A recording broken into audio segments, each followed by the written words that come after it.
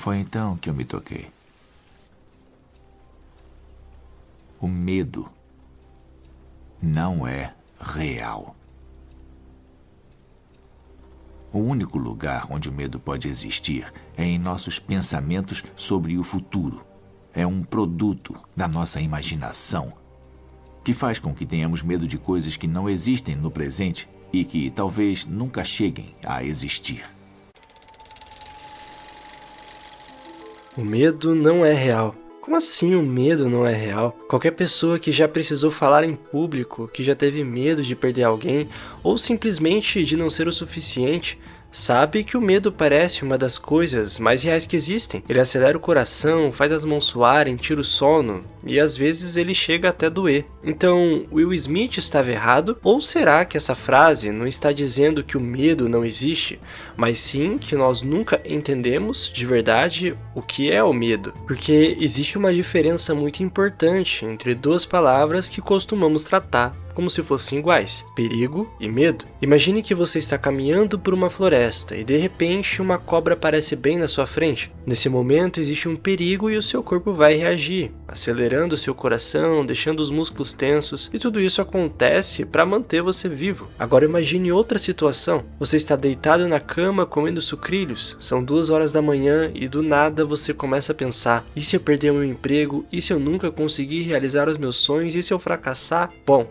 a cobra não está ali, não existe uma ameaça diante dos seus olhos, o quarto continua exatamente igual, mas o seu corpo reage, como se o perigo estivesse bem na sua frente. Talvez seja justamente isso que o filme esteja tentando dizer: o perigo acontece no mundo, o medo, muitas vezes, acontece dentro da nossa imaginação. Nós conseguimos mentalmente visitar o futuro antes mesmo que ele exista. Essa capacidade nos permitiu construir cidades, criar aviões, escrever livros, mas essa mesma imaginação também possui um lado sombrio. Ela consegue criar tragédias antes mesmo que elas aconteçam. E o mais curioso é que o nosso corpo nem sempre percebe a diferença entre uma cobra que está na nossa frente e uma imaginação que provavelmente nunca vai acontecer. Para ele, uma ameaça imaginada pode provocar reações muito parecidas com uma ameaça real. Tudo isso somente na nossa imaginação. Nós somos talvez a única espécie capaz de sofrer por um tigre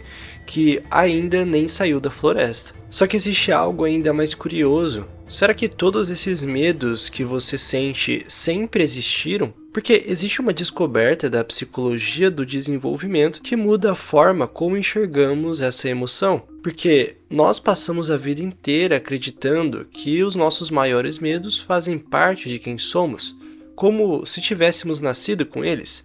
Mas a verdade é muito diferente. Olha, vamos supor que eu tenha medo de expressar os meus sentimentos e fazer uma auto-pergunta: quem me ensinou a ter esse medo? Porque se você olhar para um bebê, vai perceber uma coisa curiosa: ele tenta levantar e cai, tenta levantar de novo e cai outra vez, sem vergonha e sem medo de parecer ridículo. Ele simplesmente tenta. E, durante muito tempo, pesquisadores observaram crianças bem pequenas para entender quais medos surgem naturalmente e quais aparecem com o tempo. E o que descobriram foi surpreendente, porque nos primeiros meses de vida, os medos espontâneos são muito poucos. O resto é aprendido durante a sua vida. Nem de cobra eles têm medo. Entre os mais conhecidos estão a reação a sons muito altos e a sensação de queda ou perda de apoio. E aí você cresce e tem medo de conversar com uma menina ou um menino porque você acha que ele ou ela, vai te dar um chute na bunda. Cresce com medo de parecer fraco, insuficiente, incompetente. E veja bem, se boa parte dessa emoção precisa ser aprendida, então talvez elas possam ser desaprendidas, não? Essa talvez seja uma das ideias mais inquietantes desse vídeo, tá? Porque a gente aprende a ter medo de algo de maneira muito silenciosa. Seja uma comparação com o irmão, uma nota baixa, um comentário que parecia inofensivo. E pouco a pouco o cérebro começa a fazer associações. Abre aspas. Da última vez que isso aconteceu eu sofri. Então é melhor evitar. E sem perceber, o medo deixa de ser um visitante. e passa a morar dentro da casa. Só que existe algo ainda mais interessante. O cérebro não aprende apenas com aquilo que vive, ele aprende observando. Uma criança vê os pais terem medo da cobra, vê os adultos evitarem situações, e antes mesmo da criança formar suas próprias conclusões, ela já começou a herdar as conclusões dos outros. Assim, nós conseguimos entender aonde é que o medo mora. Pense por um instante, o medo da rejeição, onde ele acontece?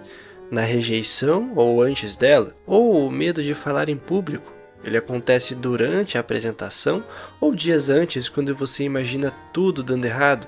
Percebe o padrão? Na maioria das vezes, o sofrimento começa muito antes da realidade. Ele começa quando a nossa mente escreve um roteiro incrível da DreamWorks com o final mais trágico possível que possivelmente nunca vai acontecer. E é por isso que Depois da Terra é um filme perfeito que se encaixa nesse assunto. Porque não é um filme que fala sobre a sobrevivência. Talvez nunca tenha sido a história central. Kitai, o personagem principal, não está tentando apenas atravessar uma floresta. Ele está tentando provar que merece ser visto pelo pai. E talvez seja exatamente por isso que ele falha tanto no início. Porque quem precisa provar o próprio valor nunca está totalmente presente. Cada erro vira uma confirmação.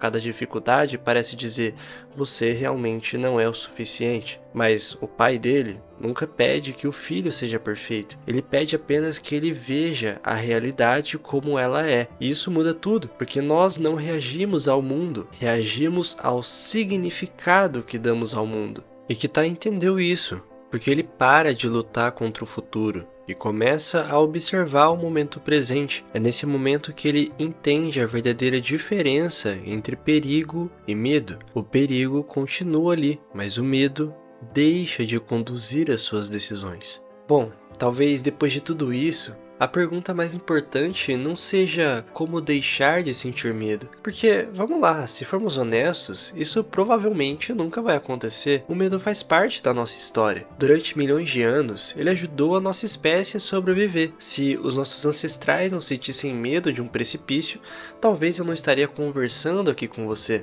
Se não sentissem medo de um predador, não estariam vivos para contar a história. O medo nunca foi um erro da natureza, tá? Ele sempre foi um mecanismo de proteção. O problema é que a mente, que um dia foi programada para sobreviver, agora precisa aprender a viver. Porque o medo tem uma forma muito discreta de roubar a nossa vida. Foi isso que Kitai descobriu. A floresta nunca ficou menos perigosa, os animais não desapareceram e a distância continuava a mesma. O risco continuava real. Quem mudou foi ele. E quando a forma como ele enxergava a situação mudou, o caminho também mudou. Talvez seja exatamente isso que o filme queria dizer. Não que o medo desaparecesse, mas que ele perde o comando. Então, da próxima vez que o medo aparecer, não pergunte como eu faço para ele ir embora. Faça uma outra pergunta, que é: o que existe aqui é um perigo ou apenas uma história que minha mente está contando sobre o futuro? Se for um perigo real, haja e faça alguma coisa. Mas, se for apenas uma história, talvez ela não mereça decidir o rumo da sua vida.